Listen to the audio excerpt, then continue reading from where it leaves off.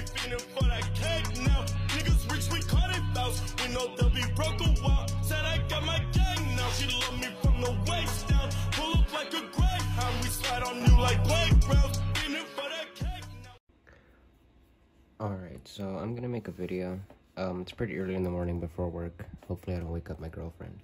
But I am going to replace the servo in my ART IMG. I'm going to put the version 3 AGFRC servo that I unboxed a while back.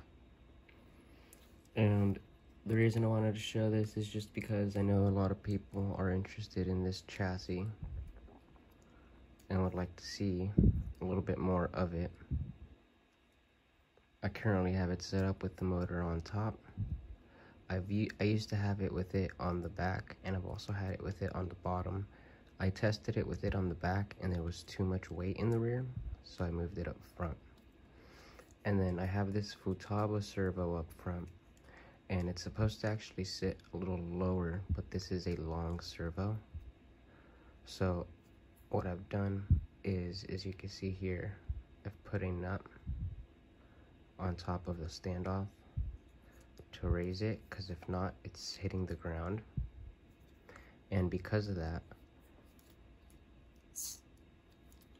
instead of putting my turnbuckles on top of the steering piece, I put them on the bottom. And it does kind of mess with the bump steer, but not too much. Once I put this inside, I should be able to set it up how it's supposed to be.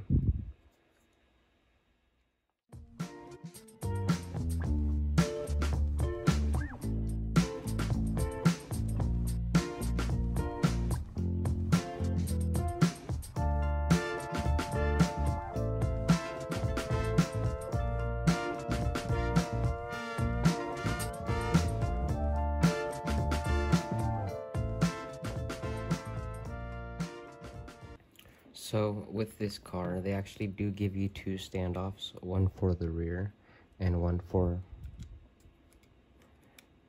the front.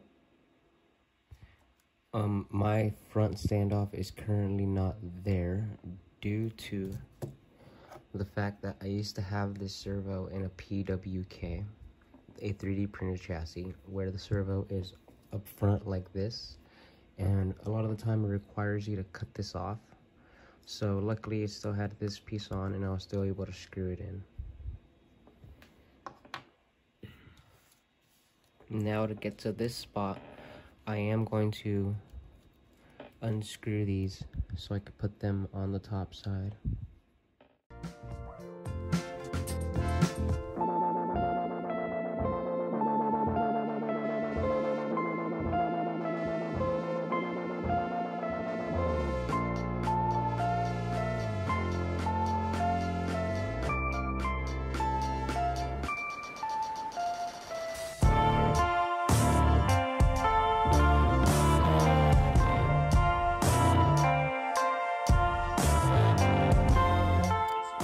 So you can adjust the Ackerman on this car by unscrewing these two and adjusting this little plate inside here, which will be holding the servo. That's also how you get the servo in if it doesn't fit perfectly. As you can see, this piece is slotted, so you can put a bigger or smaller servo. Well, it still has to fit in that hole, but you can adjust it to the screw holes.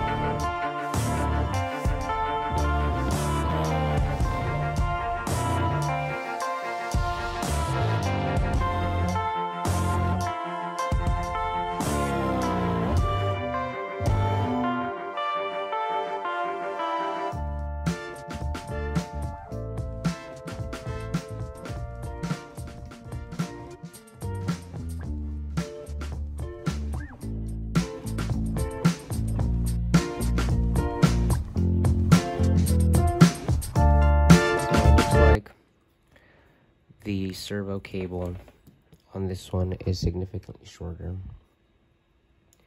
With this one, I was able to actually wrap it around the other side and still come around to it. With this one, I'm having trouble just getting it down across right there.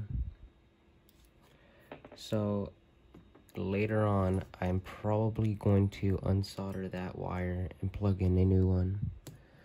But before I do that, I'm just gonna move my gyro. It doesn't hurt to just move it up a little bit. Even though it will react a little different, it's better than having to resolder.